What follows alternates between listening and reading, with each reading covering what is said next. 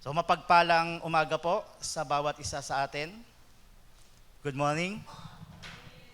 Kumustahin po natin ang bawat isa sa magandang umagang ito na ibinigay sa atin ng Panginoon.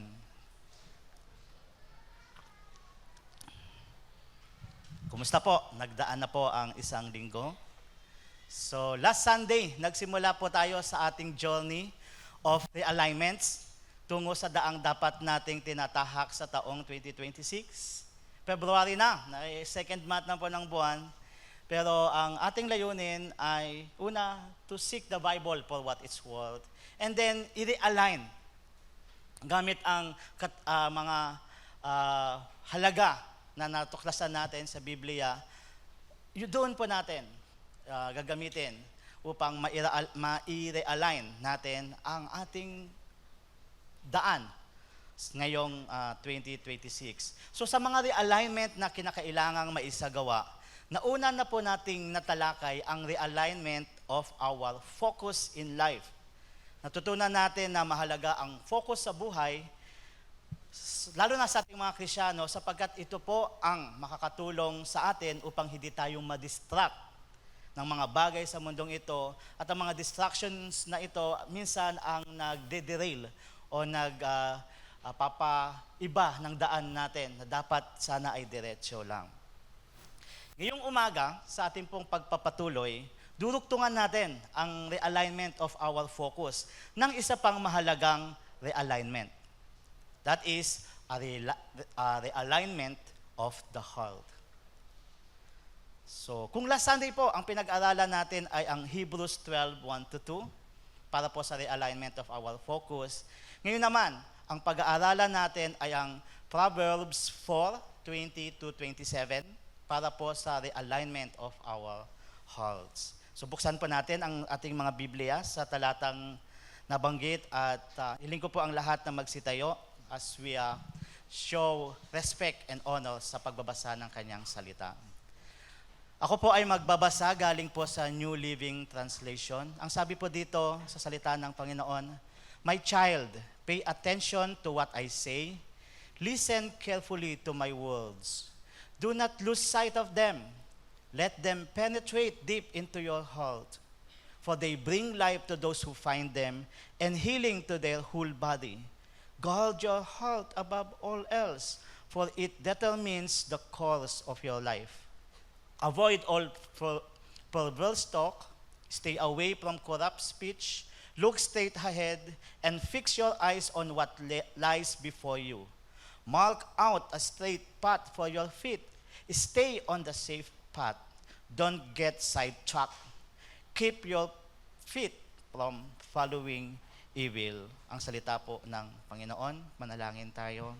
Aming Diyos, Ikaw ang nagbibigay liwanag sa aming daan. Ang iyong salita ang gabay at tanglaw sa aming landas.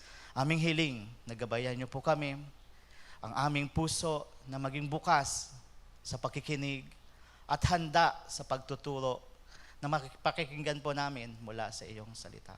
Sa pangalan ng Panginoong Hesus, ito ang aming hiling. Amen. Makaupo na po tayo.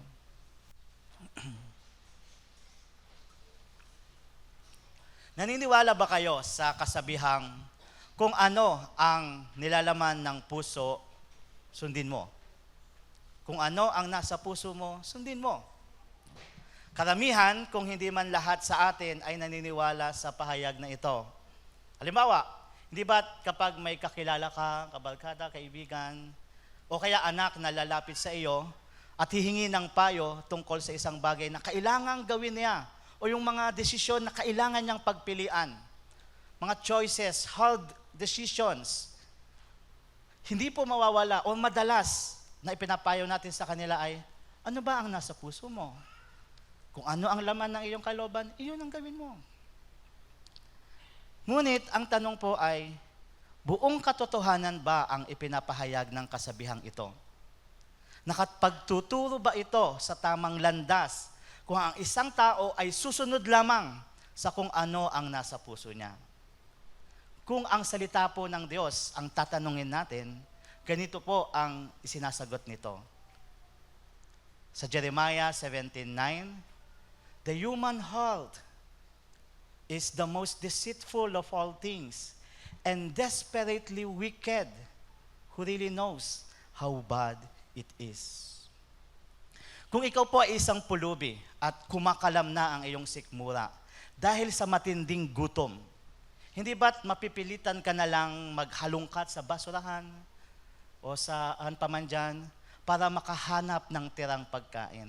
Dahil sa ikaw ay desperado na, gagawin mo ang anumang paraan kahit ang pagkalkal o magkalkal ng basura para lamang makahanap ng makakain at maibsan ang gutom. Tama ba? Ganoon po inilarawan ang puso sa talatang ito.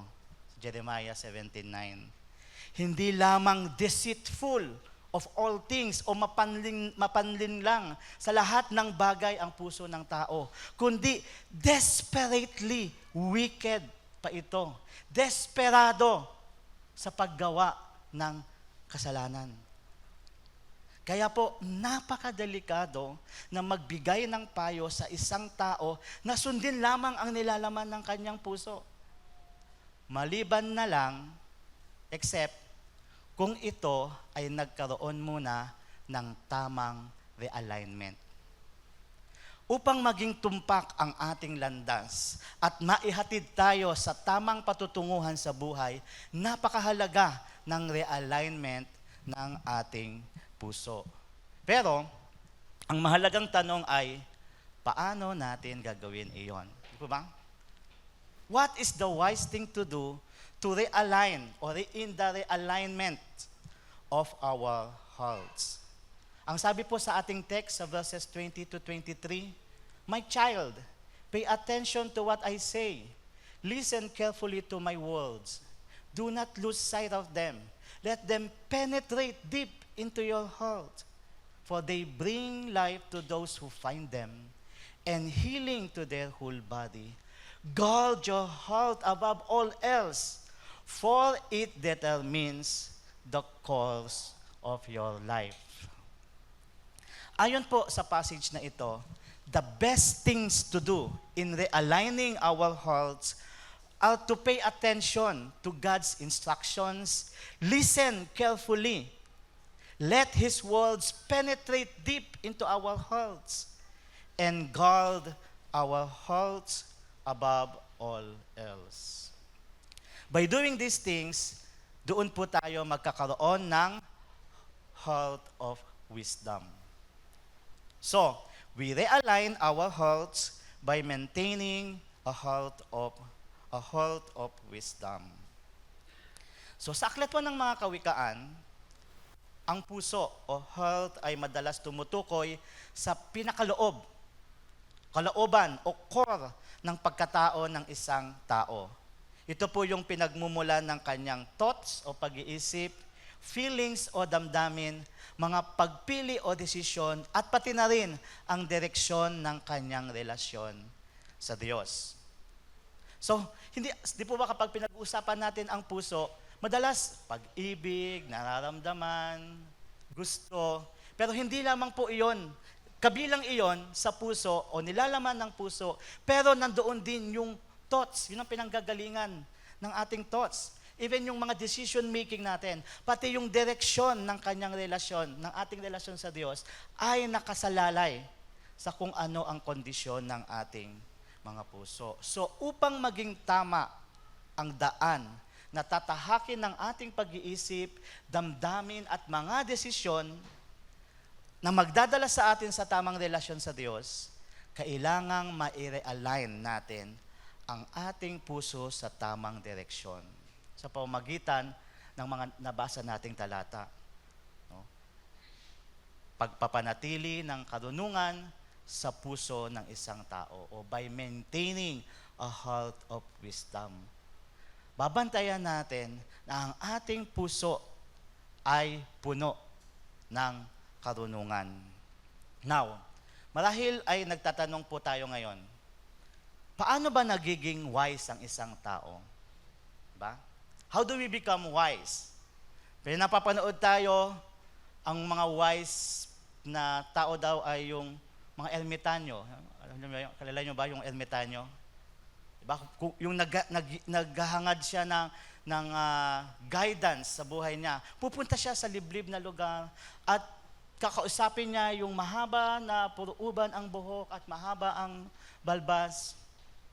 At doon siya magtatanong, ano ba ang kahulugan ng buhay? Ito sabihin niya, gano'n. So because sometimes we thought of those things bilang pagiging isang wise.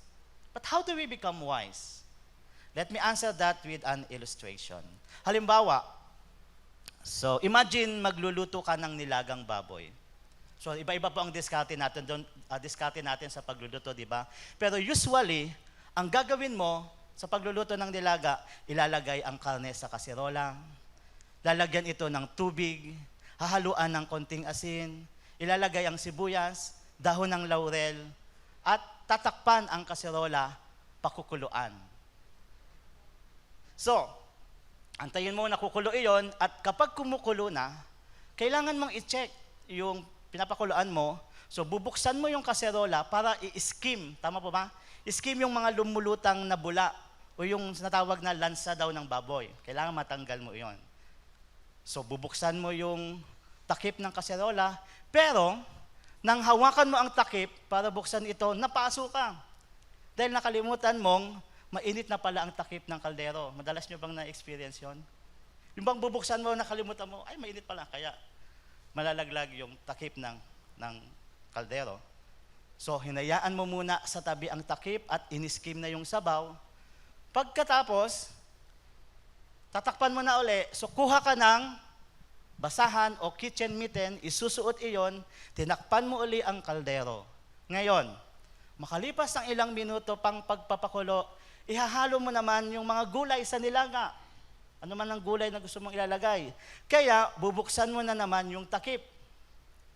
Question: what is the wise thing to do now? We already know the answer. Magsusuot na tayo ng kitchen mitten o gagamit ng malinis na basahan bago buksan ang takip ng kaldero. Dahil alam at natutunan na natin na kapag hindi ito ginamit, mapapaso na naman tayo. Ganyan tayo nagiging wise, mga kapatid. Becoming wise is about learning to do what is most appropriate or right in a given circumstance. It is foolish to keep repeating something after learning what its consequences are. Tama pa ba? Kung paulit-ulit natin ginagawa ang isang bagay, kahit nalaman na natin na hindi iyon nakapagdudulot ng kabutihan sa atin, ngunit patuloy pa rin natin itong ginagawa dahil umaasa pa rin tayo na baka sa susunod ay hindi na. Kahangalan na po iyon, mga kapatid. Hindi iyon nagpapakita ng karunungan na dapat taglayin ng isang Kristiyano. Kaya po, napakahalaga ng pagkakaroon ng karunungan sa pang-araw-araw nating gawain. We need to act wisely every time upang hindi natin mailagay sa panganib ang ating sarili. Hindi lamang po sa pagluluto, kundi sa lahat ng aspeto ng buhay. Sa trabaho, sa investments, sa romantic relationships, sa kursong kukuhanin, sa pagpapalaki ng anak, at sa marami pang bagay. That is why ang sabi po ng salita ng Panginoon sa mga itinuturing niyang anak, my child, pay attention to what I say.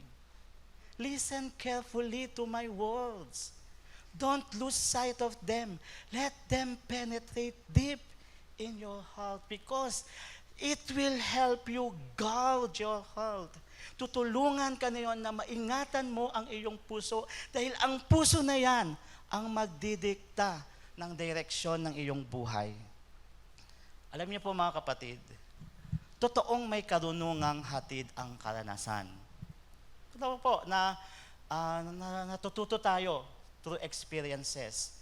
Kung nalalaman lang natin, napakarami nating nasayang sa buhay na mga pagkakataong umunlad pa sana sa karunungan, hindi lang kaalaman, sa karunungan, dahil sa takot nating sumubok ng mga bagong bagay.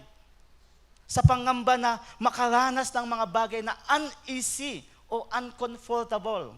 At sa mga pag-aalinlangan na mag-explore o palawakin pa ang mundong ating ginagalawan dahil sa takot nating magkamali. But again, we know that experiences are good teachers. Tama po ba? Pero, mga kapatid, tandaan din po natin ito, hindi naman na natin kailangang maranasan pa o mapasok para lang maunawaan na ikakapahamak pala natin ang isang gawain. Kapag meron doon sa mababang gate, pas nauntog, ay, matigas pala yun. Hindi natin kailangan ng mauntog para sabihin natin, ay, masakit pala yun. Kailangan lang natin ng willingness na matuto. To give our undivided attention to what the Word of God says. Napakaraming karanasan po diyan na hindi natin kailangang maranasan para matuto at magkaroon tayo ng wisdom. And also to listen carefully and have the willingness to obey God's instructions. To never lose sight of His directions. And to let His teachings penetrate deep into the core of our hearts upang iyon na ang manirahan at alisin na ano paman yung mga bagay na nagdudulot sa atin ng foolishness.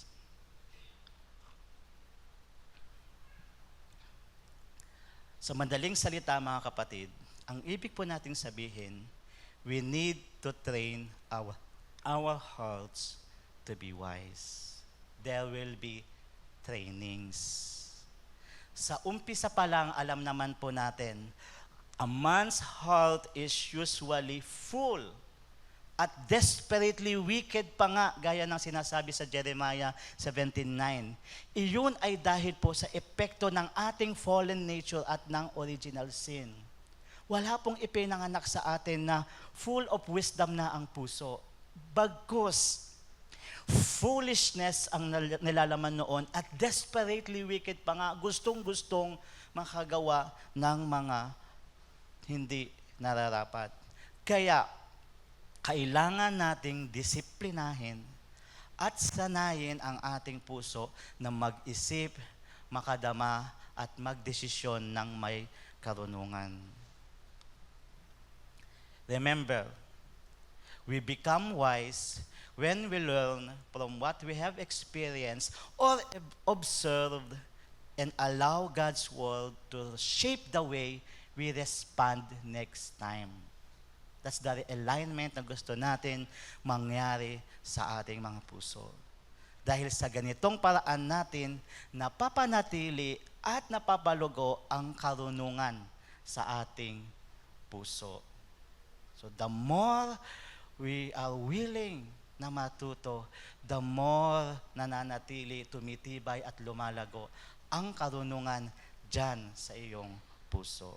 Now, the next important question to ask as we go further sa pag-aaral ng ating text ay, what are the practical ways of maintaining a heart of wisdom? Establish natin, napakahalaga to maintain a heart of wisdom. Now, the next question is, ano yung practical ways na para magawa natin iyon, ma-maintain natin ang karunungan sa ating puso? The answer is, we need to know these practical ways dahil being wise is not for special occasions only.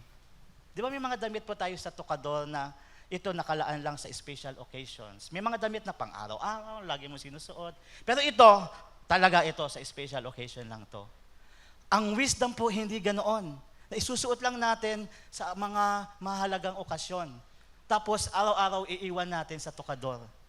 Wisdom is needed daily and must be practiced in everyday life.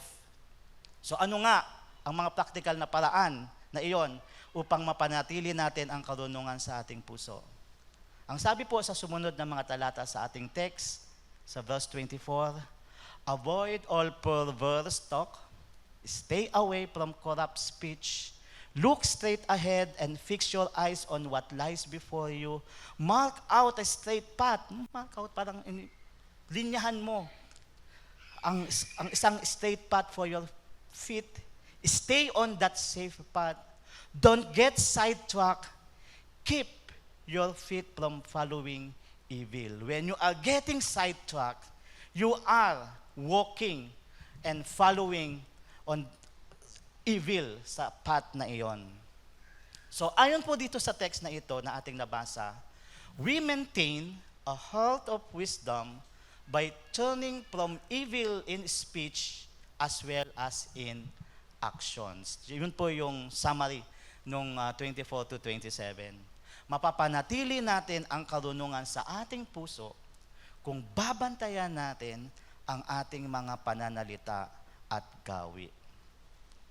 Sa isang kasalan, sa palagay ninyo mga kapatid, magiging katanggap-tanggap kaya sa pari o pastor na nagkakasal kung ang couple na kanyang kinakasal ay puro tango lang ang isasagot sa kanyang mga tanong.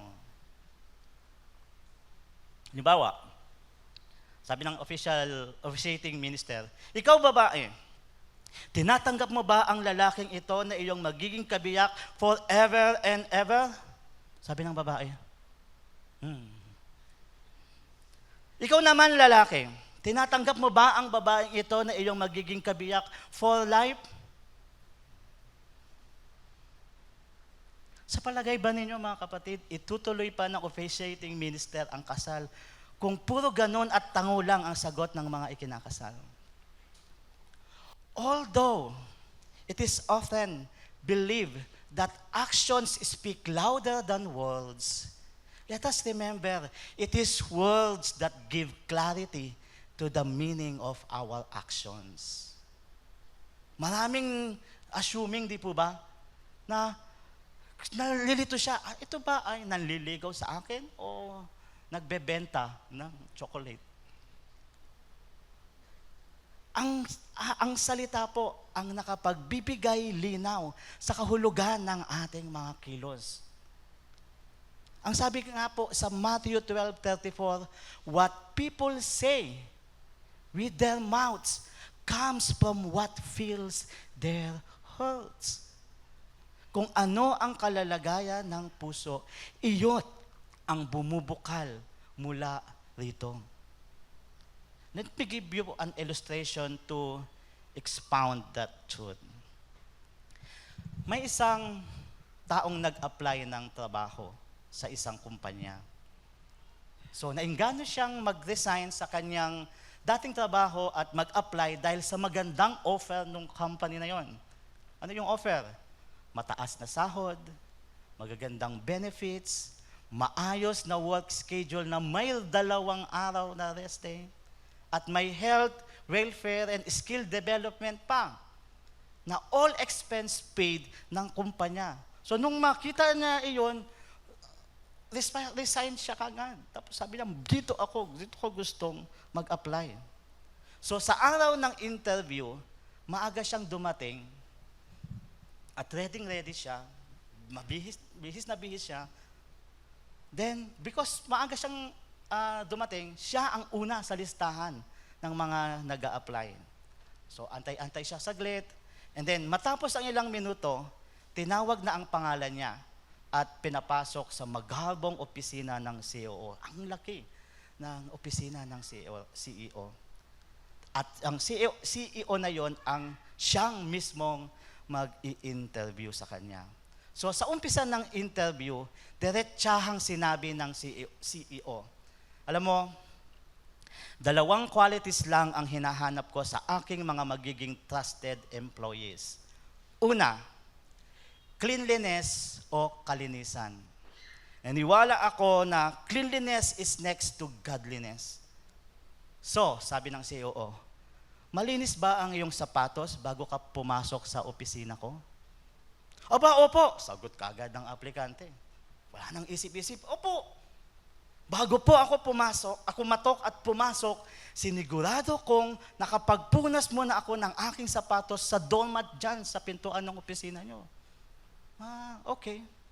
Okay, sabi nung CEO habang binabasa yung kanyang resume. Pangalawa, sabi ng CEO, at higit na mahalaga sa nauna, ang pinakagusto kong quality na makita sa magiging employee ko ay honesty o katapatan. Alam mo ba na wala namang nakalagay na doormat sa pintuan ng aking opisina? Kasabay ng paglalagay ng lalaki ng kanyang palad sa kanyang mukha na may pailing-iling ay malumanay na narinig niya ang salita, malumanay na salita ang narinig niya sa kanyang CEO. I am so sorry, you failed the interview. Mga kapatid, ang sabi ng Panginoon sa Luke 6:43 to 45, a good tree can't produce bad fruit, and a bad tree can produce good fruit. A tree is identified by its fruit. Likewise, a good person produces good things from the treasury of a good heart. And an evil person produces evil things from the treasury of an evil heart. What you say flows from what is in your heart. Ang katotohanan ito, mga kapatid, ang dahilan kung bakit in maintaining a heart of wisdom, as we realign it toward the right direction, we must always choose to speak and act righteously, speeches and actions that please God, no matter how difficult or painful it is, because that is who we are, di po ba? As Christians, we have a new heart na. New heart na. We walk in the righteousness of the Lord, of our Lord Jesus Christ. So we do not engage in anything, in any talks. Anumang usapan niyan, wala na tayong kinalaman sa mga gawain o usapan na hindi nagpapakita ng katuwiran. Hindi sapat na tama lang ang ating ginagawa kung mali ang ating sinasabi. At hindi rin sapat na tama lang ang ating sinasabi kung mali ang ating ginagawa. Tandaan po natin, ang pusong may karunungan ay makikita sa salita at sa gawa. Kaya, mga minamahal kong kapatid sa Panginoon, alalahanin natin palagi ang ipinangako ng Panginoon para sa atin na kanyang mga kinakalinga. Ito po ay patungkol sa magiging bagong kalalagayan ng ating mga puso. Ang sabi po sa Ezekiel 36:26, I will give you a new heart, and I will put a new spirit in you. I will take out your stony, stubborn heart and give you a tender, responsive heart. And good news, mga kapatid, natanggap na natin ito sa pagdating ni Jesus sa ating buhay nang tayo ay sumampalataya sa Kanya. Ang Panginoong Jesus ang nagdala sa atin ng panibagong puso sa pamamagitan ng pagpisan sa atin ng banal na Espiritu. The Holy Spirit is your assurance that you already have a new heart. Hindi ka lang nagkakaroon ng bagong puso, kundi meron ka ng bagong puso.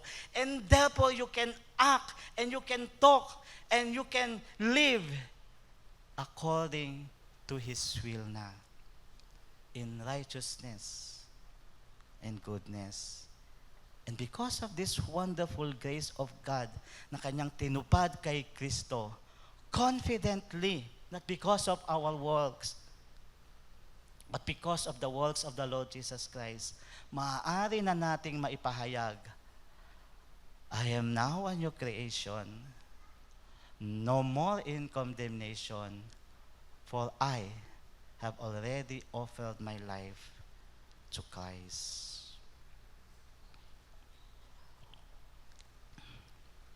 Mga kapatid, dito po natin dapat i-realign ang ating mga puso. Dito natin dapat i-realign ang ating mga buhay. Sa bagong pusong ibinibigay ng Diyos sa atin kay Kristo, doon natin itutuwid ang ating direksyon. God bless us all. Papuri at pagsamba para sa ating Panginoon.